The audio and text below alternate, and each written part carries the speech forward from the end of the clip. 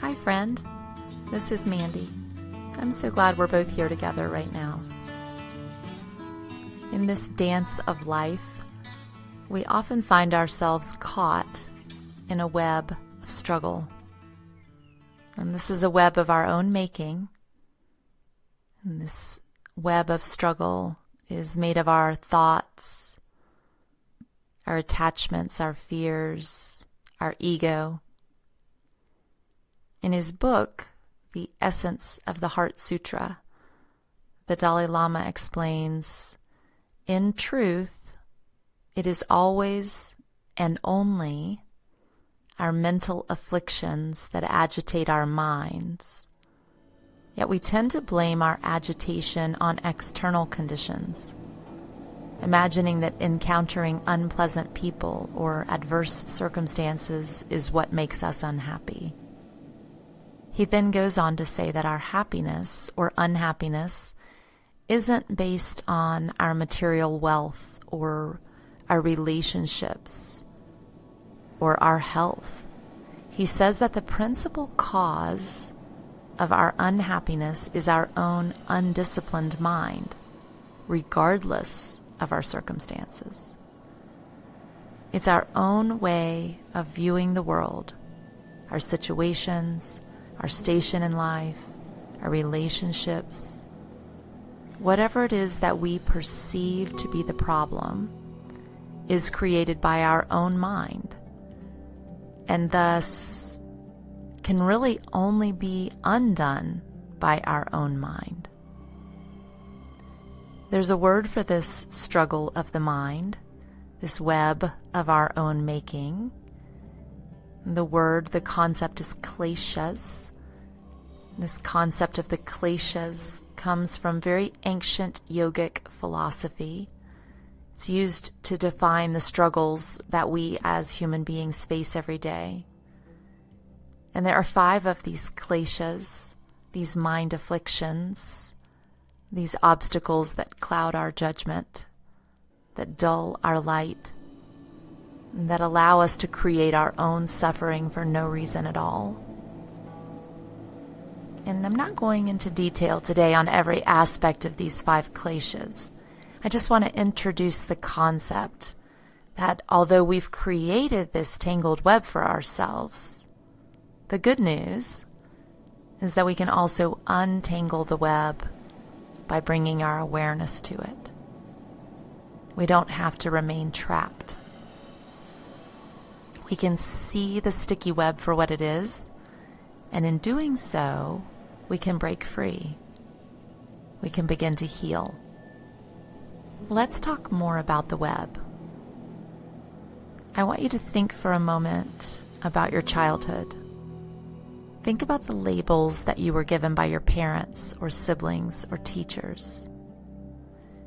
Perhaps you were labeled as the smart one, or the mischievous one, or the quiet one, or maybe something else altogether.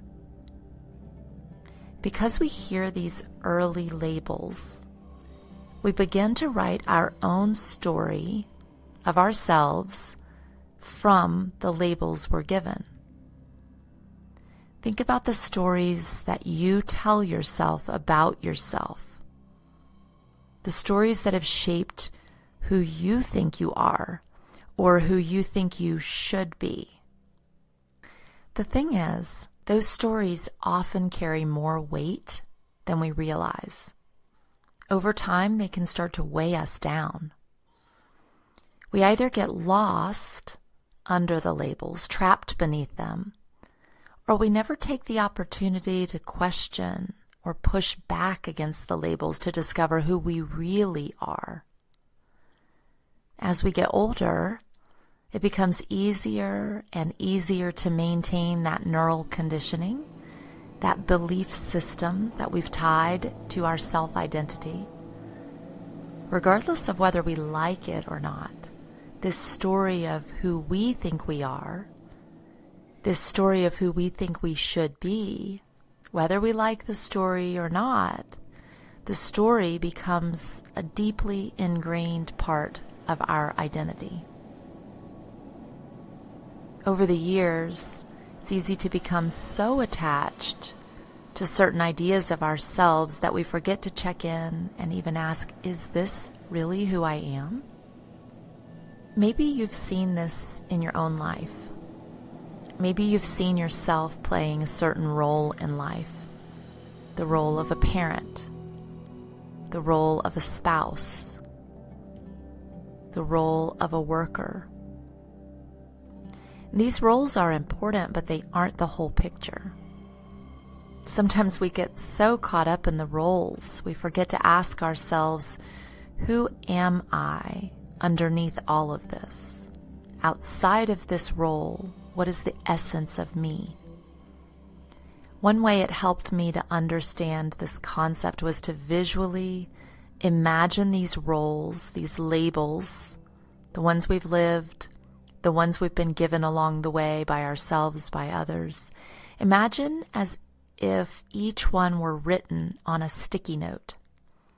Every label, he's a creative, she's a good girl, he's a hard worker. Every label written on a sticky note.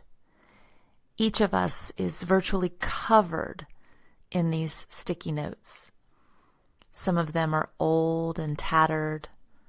Some of them are bright and shiny, some big, some small, some tucked away where no one will see them, but they're all there nonetheless. I remember a time in my life when I thought my sticky note, my story, my label, was all about being productive, being involved, staying busy.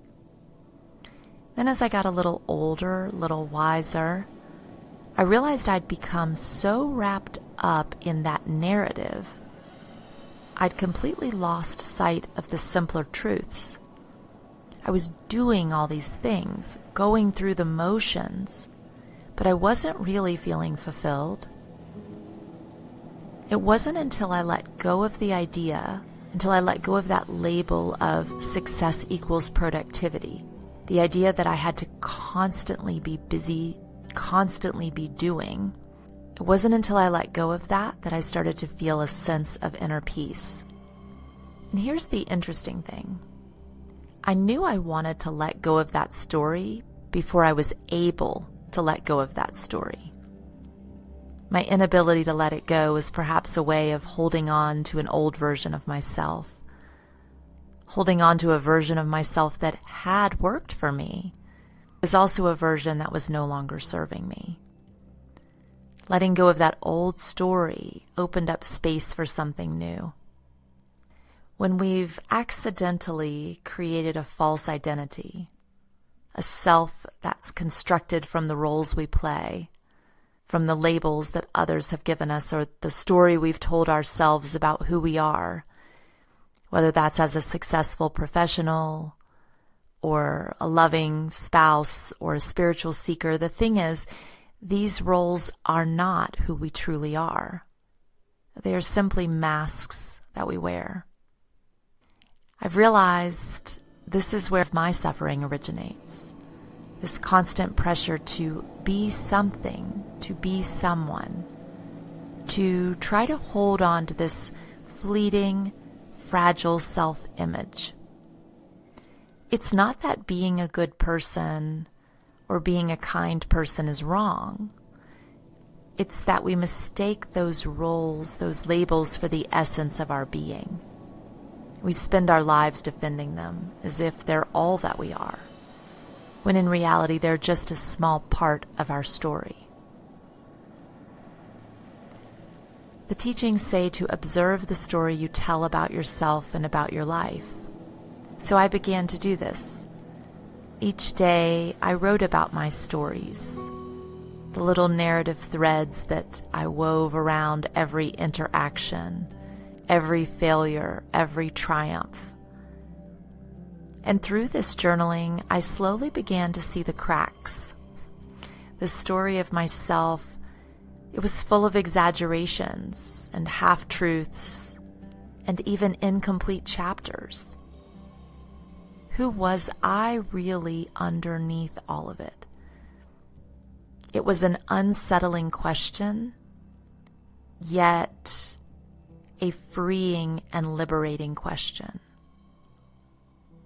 By simply noticing when you're caught in a story, by simply noticing when you're unnecessarily holding on to something, stepping back, asking yourself, is this story really true for me? Do I need this story to continue to define me? Just bringing our awareness gives us the freedom to choose again. We get to decide if we want to keep the old story or let go. We come to a realization, the story we think we're living, the story we're so afraid of losing, it's not the real story at all. The real story is the story of no story, of pure consciousness. And we all deserve to let go of the burdens of our past stories and our past labels so we can live fully into the present moment, to embrace the beauty of the life we're living right now. When we stop clinging to the narratives, to the roles, we begin to experience the radiance of our true nature. And in that moment, we are truly free. Free from the suffering we create, free from the clouds that obscure our perceptions, free from our own web of suffering. And in that freedom, you find your true light. And that's all for now. I look forward to seeing you in class on Wednesday for the first day of the new year. Peace.